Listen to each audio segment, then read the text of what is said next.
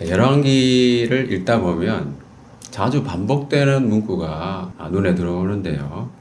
어떤 왕의 일대기가 끝난 뒤에 그가 행한 어떤 일은 이스라엘 왕 역대지략에 기록되지 아니하였느냐 이렇게 의문문으로 끝나는 경우가 많습니다. 자, 의문문이라고 하는 건 진짜 물어보는 기능도 있지만은 뭔가 강조하는 의미도 있잖아요. 자, 여기서는 이스라엘 왕 역대지략에 기록되었다는 의미를 강조하는 말이겠죠. 그렇다면 왜 이렇게 강조하는 표현을 썼을까요? 의문문으로. 그냥 기록되었다고 해도 될 텐데 왜 특별히 강조해야 될 것인가? 자, 여러분 어떻습니까? 왕이 그 한 나라를 다스린다고 하는 것이 쉬운 일이 아니잖아요. 뭐 정치 분야, 경제 분야, 사회, 문화, 안보, 교육, 백성들의 생활의 전반에 걸쳐가지고 모든 분야에 왕이 책임이 있잖아요. 그만큼 할 일이 많은 거예요. 그렇다면 어떤 왕들의 역량에 따라 가지고 역량이 좋은 사람들은 업적도 많을 거 아닙니까? 근데 그런 것들을 다 기록할 수 없다는 거잖아요. 여기에다가 일일이 다 기록하지는 않겠다. 여기 기록하는 것은 그 왕들의 활동 중에서 가장 중요한 것들, 가장 특징적인 것만 기록한다. 그런 의미입니다. 여기에 기록될 만큼 가장 중요한 것, 그것이 뭐겠습니까? 바로 평가 기준이에요. 자, 지금 대학가에서는 이제 중간고사 기간이 곧 다가오잖아요. 그러면은 시험을 칠 때 평가 기준이 있을 겁니다. 시험 범위가 있고요. 여기에 기록되는 것은 바로 그런 거예요. 인생의 시험 평가 기준이라는 거예요. 엉뚱한 책이나 엉뚱한 범위에서 아무리 열심히 공부한들 교수님이 좋은 점수를 안 주시겠죠. 당연한 겁니다. 그런데 시험 치기 전에 교수님이 어떻게 합니까?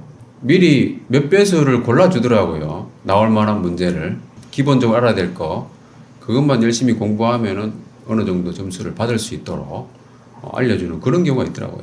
그 많은 책들 중에서 범위를 제한을 해주잖아요. 그죠? 그럼 거기에 대한 것만 공부를 하면은 시험은 칠 수 있다는 겁니다. 자, 왕들의 활동들이 많지만 그것들을 바라보는 시각은 다양한 거잖아요. 여러 가지가 있습니다. 그것을 크게 두 가지 관점으로 나눈다고 하면은 하나는 인간적인 시각이고요. 다른 하나는 하나님의 시각입니다. 그래서 여기에 기록되는 것은 하나님의 시각에서 어떠한 삶을 살았고 왕들이 무슨 일을 했는가. 바로 그 관점을 기록하는 거예요. 그래서 또 하나 반복되는 문구가 여호와 보시기에 어떠했는가. 이걸 보는 거예요. 자, 그래서 하나님의 보시기에 라고 하는 제한된 시각이 설정되어 있습니다. 시험 범위가 딱 정해져 있는 거예요. 하나님 보시기에 어떤 삶을 살았는가. 평가 기준은 명확한 거죠. 자, 오늘 본문에는 오므리라고 하는 북이스라엘의 왕이 나오는데 이 사람은 어떤 사람이었는가? 이 사람에 대해서 좀 우리가 알 필요가 있습니다. 자, 군대 지휘관 중 한 사람이었는데요. 자기 주군에 대한 충성심이 아주 강한 신하였다고 생각해 볼 수 있습니다. 오늘 본문의 15절 말씀을 보면은 시므리가 왕이 될 무렵에 블레셋 사람들과 전쟁을 치르고 있었어요. 시므리는 모반을 해가지고 엘라라고 하는 왕을 죽이고 왕이 됐잖아요. 근데 이 시므리가 왕이 될 무렵에 이스라엘은 블레셋 사람하고 전쟁을 하고 있었다는 겁니다. 그때 전쟁 지휘관으로 나갔던 사람 중에 오므리가 있었던 거죠. 그런데 이 시므리라고 하는 사람이 오므리보다는 계급이 좀 낮은 사람이었던 것 같은데 이 사람이 모반을 하여 왕을 죽였다고 하는 그 소식을 오므리가 듣고 그 군대가 들은 거예요. 갑자기 이런 병고를 당한 겁니다. 그러니까 백성들이 깜짝 놀라고 분개를 한 거죠. 아니, 우린 전쟁하고 있는데 좀 저기서 뭐 하는 거야? 이 말씀에 보면은 그 소식을 들은 그날에 바로 이스라엘 무리가 진에서 그 군대 지휘관 오므리를 왕으로 옹립을 한 거잖아요. 그죠?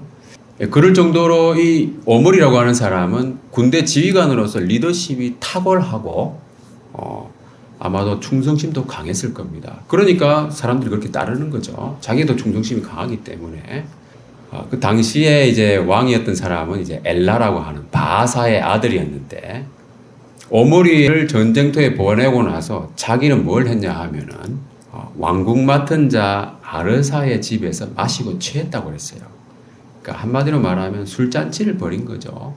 자, 그래서 시므리가 왕을 모반한 이유는 뭐 자세히 나와 있지는 않지만은 전쟁을 치르고 있는 이 국가적인 이 위기 상황이잖아요. 그런데 자중해야 될 군 통수권자가 자기가 직접 참전하지는 못할지언정 술이나 마시고 있다는 거예요. 그걸 봤을 때 시므리라고 하는 사람, 자기도 군인이거든요. 그러니까 기분이 나쁘지 않겠습니까? 아마도 그런 생각을 하면서 모반을 하지 않았는가 뭐 이런 생각을 해보는데 확실치는 않습니다. 자, 그러나 분명히 그런 느낌을 가질 수 있잖아요. 우리나라도 재난 상황이 발생하거나 또 북한이 어떤 뭐 도발을 하거나 그런 위기가 조성되었을 때 주요 지도급 인사들이 술을 먹었다. 그러면은 바로 언론에 보도되잖아요. 구설수에 오릅니다. 그 서로 비방전이 시작되고요. 군대에서는 골프 운동을 금지하라는 공문이 하달되죠. 그런 거예요. 그런 것처럼 지금 전쟁하고 있는데 기쁘돈을 향해 진을 치고 어떻게 하면 함락시킬 것인가 싸우고 그러고 있는데 술을 먹었다는 거죠. 그래서 아무튼 그렇게 자기 주군이 죽었습니다. 더 큰 비상상태 발생한 거죠. 백성들이 추대하지도 않았는데 스스로 왕을 죽이고 또 자기가 왕이 되어버린 시므리가 있는 거예요. 그러니까 소식을 듣고 그날에 바로 오므리가 왕이 되고 진군을 한 겁니다. 디르사. 그 당시에 수도가 디르사였어요. 원래는 세겜이었는데 여로보암이 디르사로 옮긴 것 같습니다. 또 이렇게 그 전쟁을 치르고 있던 그 이스라엘 군대를 좀 놀라게 한 것 중에 하나는 뭐냐 하면은 이 시므리라고 하는 사람이 매우 잔혹한 짓을 저질렀죠. 왕을 죽일 뿐만 아니라 바하사의 온 집안 사람들을 다 죽였죠. 그죠? 그리고 남자는 그의 친족이든지 친구든지 한 사람도 남기지 않았다는 거예요. 그와 관련된 사람은 다 죽여버린 거예요. 친구도 죽여버렸으니까. 그러니까 이런 잔혹한 짓을 저질렀다는 소식을 들으니까는 이거 보통 일이 아니다라고 판단한 거죠. 그래서 이제 오므리하고 그를 따르는 사람들이 즉각적으로 군대를 거느리고 회군을 해가지고 시므리를 죽이고 나라를 안정시키는 작전을 진행을 한 겁니다. 한번 생각해 보세요. 그 소식이 전해지고 군대를 철수하고 회군하는데 7일이 걸린 거예요. 그러니까 그동안에만 시므리가 왕이 되었던 거죠. 상당히 신속하게 민첩하게 움직이는 모습 어떻습니까? 오므리가 보통 사람이 아닌 거죠. 시므리가 대항할 수 있는, 저항할 수 있는 시간적인 여유를 주지 않은 거잖아요. 그러니까 군대 지휘관으로서 상황 판단을 잘한 거예요. 그죠? 판단력과 군사적인 재능이 뛰어난 인물이었다고 볼 수 있습니다. 그래서 시므리의 통치는 7일 천하였다는 거죠.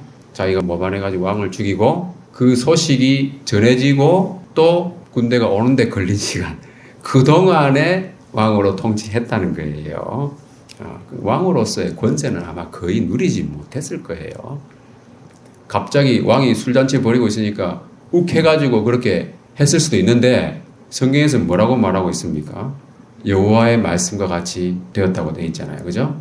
하나님이 바하사의 집을 심판하시기 위해서 예언하신 그 말씀대로 되었는데 그 몽둥이로 사용한 도구적으로 사용한 인물이 바로 시므리였다는 거죠. 그래서 그 몽둥이는 쓰고 나니까 폐기가 되는 거죠.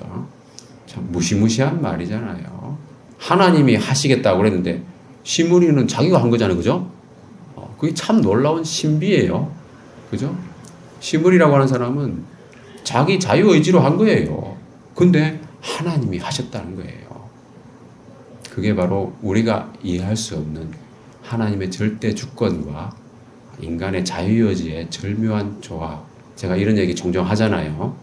신비입니다. 그걸 받아들여야 되는 거예요. 근데 이게 우리가 말씀을 보다 보면은 시므리를 제거하고 왕이 된 시점은 아사 왕 27년이었어요. 근데 나중에 보면은 16장 23절에 보면은 아사 왕 31년에 이스라엘 왕이 됐다. 이런 말이 나오거든요. 그러면은 27년에서 31년까지 4년 정도의 공백이 있잖아요. 그죠? 그 무슨 의미일까요? 바로 그 중간에 나오는 이 이야기입니다. 이 두 구절에 간략히 소개되어 있는 내용이 뭐냐면 엘라 왕이 시므리의 반역으로 죽고, 그죠? 오므리가 왕이 돼가지고 그 시므리를 처단하고 그랬는데 그것으로 끝난 게 아니고요. 남유다는 따로 있는데 북이스라엘이 둘로 나눠진 겁니다. 한쪽은 오므리를 따르고요. 나머지 한쪽은 디브니를 따랐다는 거죠. 그래서 내전이 이루어진 거예요. 말하자면 그 내전이 끌고 간 기간이 4년이라는 거예요. 간단하게 해결된 문제가 아니라는 거죠. 왜냐하면 절반씩 나누어졌으니까. 그 4년 동안의 내전을 통해서 오므리가 확실하게 북이스라엘을 장악한 거죠. 그렇게 봤을 때는 오므리는 정말 어떤 면에서는 다윗 이후에 유다와 이스라엘을 통틀어서 왕이 된 사람들 중에서는 자기 실력으로 정말 왕이 된 그 유일한 사람이라고 볼 수 있는 거예요. 그리고 오므리는 또 역사적으로 남을 만한 수도 천도를 했습니다. 24절에 보면은 세멜이라고 하는 사람에게서 사마리아 산을 사가지고 그 산 위에 성읍을 건축하고 그 성읍 이름을 사마리아라고 붙였습니다. 그래서 이제 사마리아라고 하는 그 지역, 그 성읍 이름이 처음으로 이제 역사에 등장하는 거죠. 성경에도 처음 등장하고요. 그래서 이 사마리아는 어떤 곳인가 하면은 팔레스타인 중앙 산맥의 한 언덕에 위치한 성읍이었습니다. 북쪽으로는 이스라엘 골짜기가 있고요. 또 서쪽으로는 해안이 접근하기 쉬운 그런 중요한 교차로였다는 거죠. 그 언덕에 있었기 때문에 멀리 관측하기도 좋았고요. 그리고 쉽게 함락할 수 없는 높은 자연 방어벽, 언덕에 위치하고 있으니까 그런 지리적인 이점이 있는 곳이었다는 거예요. 그래서 적으로부터 방어하기에 용이했다는 겁니다. 그러니까 오므리가 군사령관 출신으로서 그런 지역을 보는 안목이 있었지 않겠습니까? 그 위치가 또 정치적으로도 상당히 요긴한 장소였어요. 다른 나라하고 통상을 하기도 좋았던 요충지였다는 거죠. 이 북왕국의 이 사마리아라고 하는 성읍은 북왕국의 정치, 경제, 모든 그 문화, 종교의 중심지가 된 거잖아요. 그래서 이 오므리는 군사적인 재능도 뛰어났고요. 리더십도 있었고, 그러다 보니까 지금까지 전해지는 모압 비문에도 이렇게 이스라엘 왕 오므리라고 해서 언급이 되어 있다는 겁니다. 성경에도 보면 뭐라고 나와 있냐면은 모압 왕이 이스라엘에게 조공을 바쳤다고 되어 있어요. 그러니까 무슨 말이냐 하면 이 오므리라고 하는 사람은 재위 기간 중에 모압을 정복해가지고 모압이 조공을 바치게 했다는 거예요. 이럴 정도로 그 위세를 떨친 겁니다. 이렇게 좋은 치적이 있는 거예요. 오므리라고 하는 사람은. 자, 그리고 이제 아수르인들은 이 북이스라엘을 어떻게 불렀냐 하면은 오므리의 땅, 또 오므리의 집으로 아수르 사람들이 그렇게 불렀다는 거예요. 이 말은 또 뭐냐 하면 대외적으로도 오므리는 아주 큰 명성을 얻었던 유능한 정치가였다. 이런 거를 나타내주는 말입니다. 자, 그래서 지금까지 살펴본 것처럼 자, 시므리의 반란도 제압하고, 그죠? 디브니와의 내전을 치르면서도 그것도 내전도 잘 평정을 했잖아요.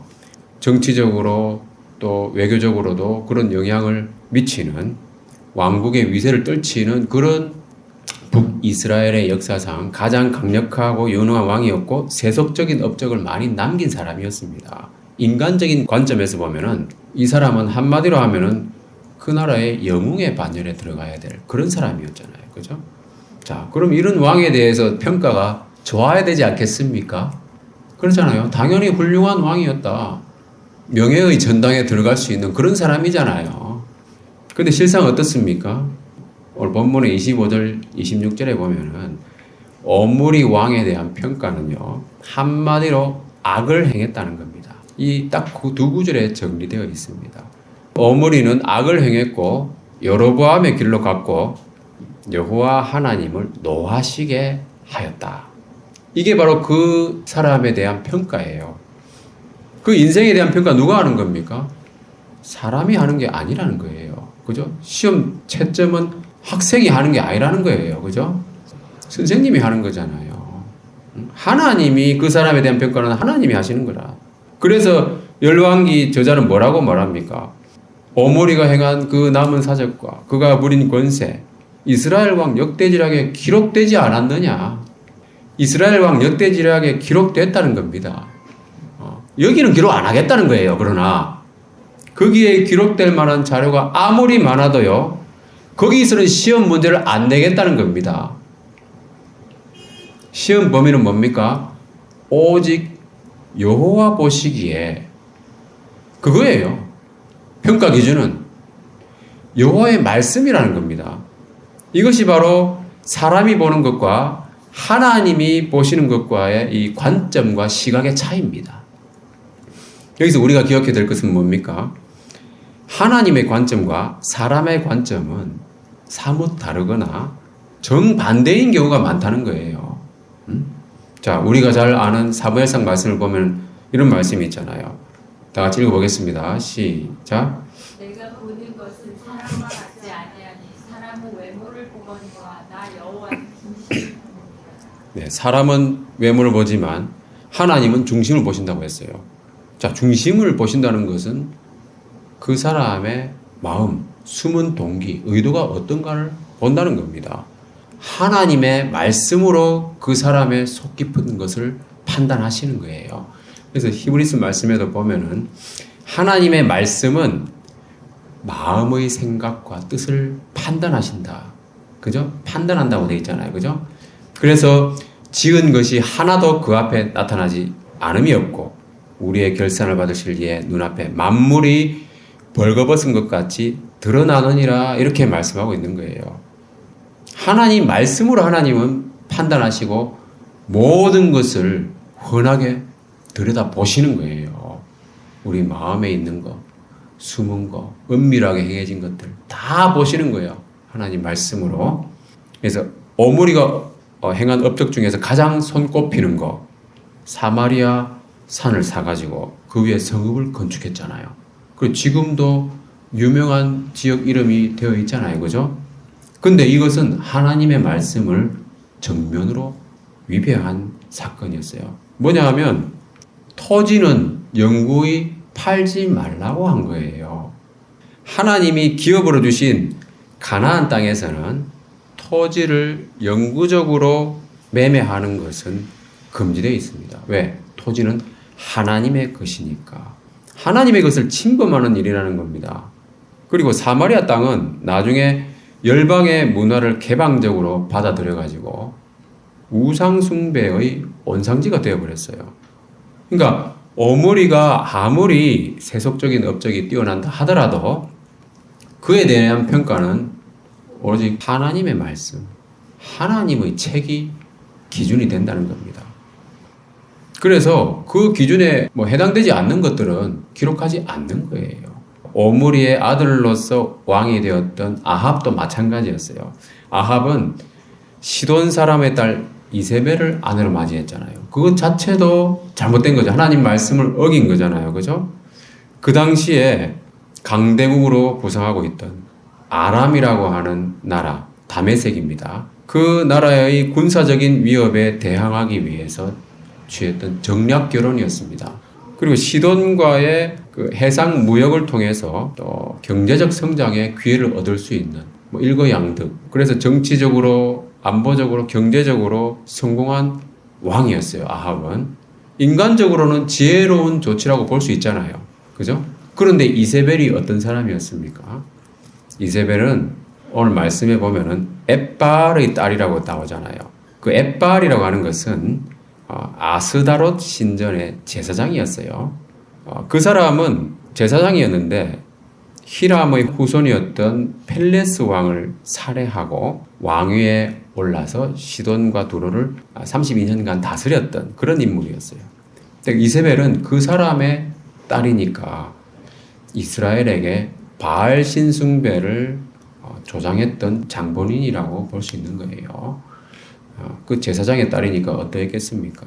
그래서 아합에 대한 평가도 여호와 보시기에는 악을 더욱 행한 이스라엘 역사상 가장 악한 왕이 되었던 거죠.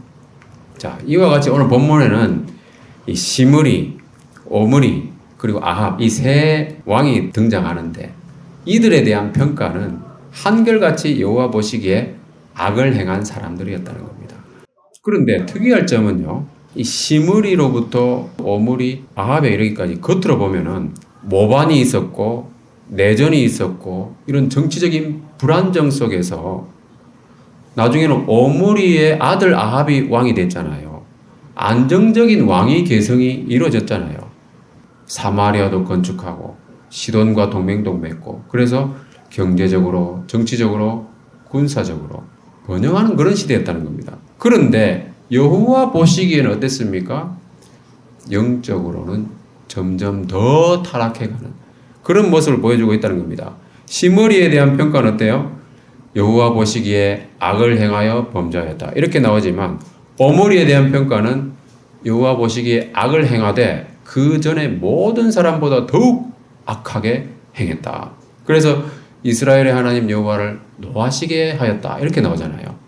근데 아합에 대한 평가는 그의 이전의 모든 사람보다 여호와 보시기에 악을 더욱 행하여 그 이전에 이스라엘의 모든 왕보다 심히 이스라엘 하나님 여호와를 노하시게 하였다. 이렇게 이야기하고 있는 겁니다. 죄악이 더욱 심해진 모습입니다.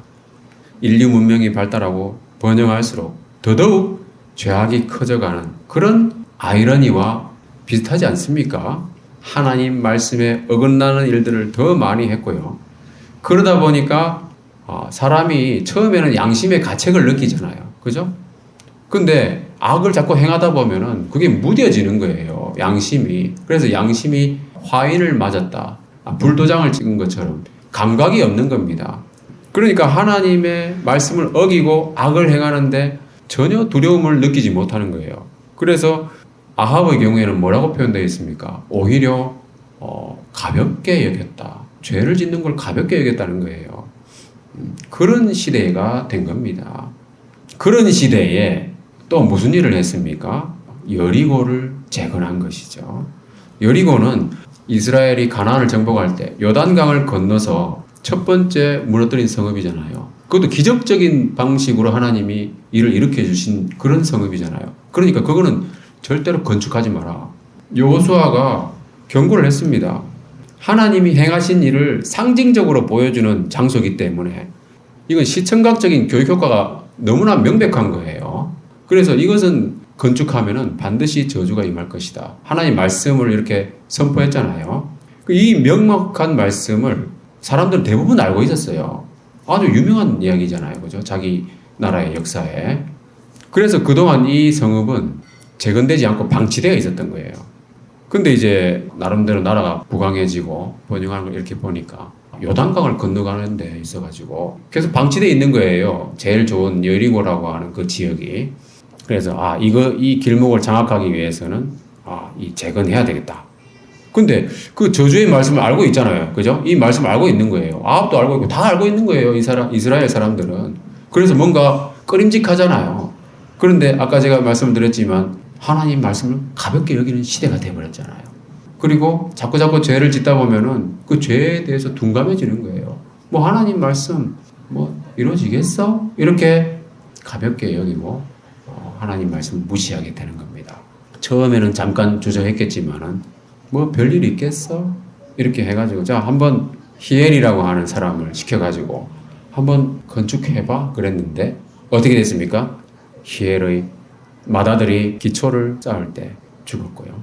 막내 아들 스굽이 성문을 세울 때 죽었으니 여호와께서 눈의 아들 여호수아를 통하여 하신 말씀과 같이 되었더라. 말씀 그대로 된 거예요.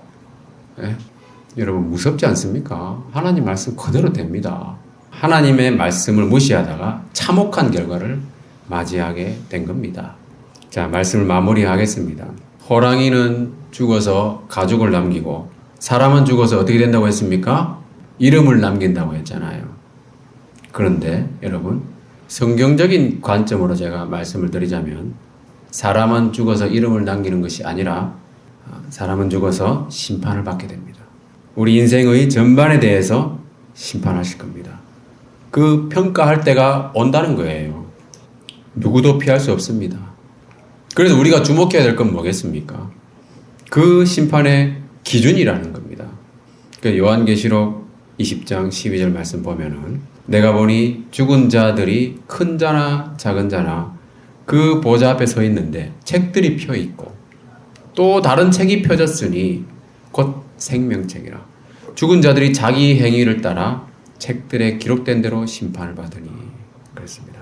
자, 하나님이 마지막에 심판하실 때에는 책들이 펴져 있다고 그랬어요. 그 책이 바로 우리 인생의 시험 범위라는 겁니다.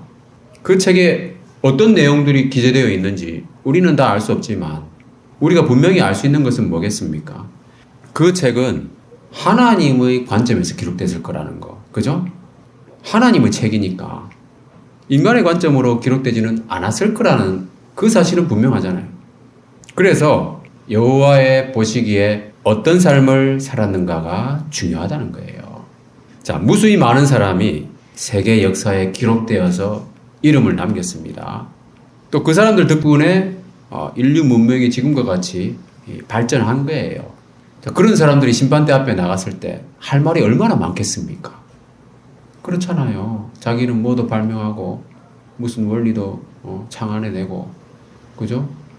나름대로 할 말이 많을 거라는 거예요. 그런데 그런 것들은 다 기록되지 않았느냐? 역사책에 있고 비문에 있지 않느냐? 그 얘기입니다. 이 책에는 없다는 거예요. 그런 것들은 하나님의 평가 기준이 전혀 아니라는 사실입니다. 시험 범위가 아니라는 거예요. 그들이 하나님 앞에서 어떤 삶을 살았는가?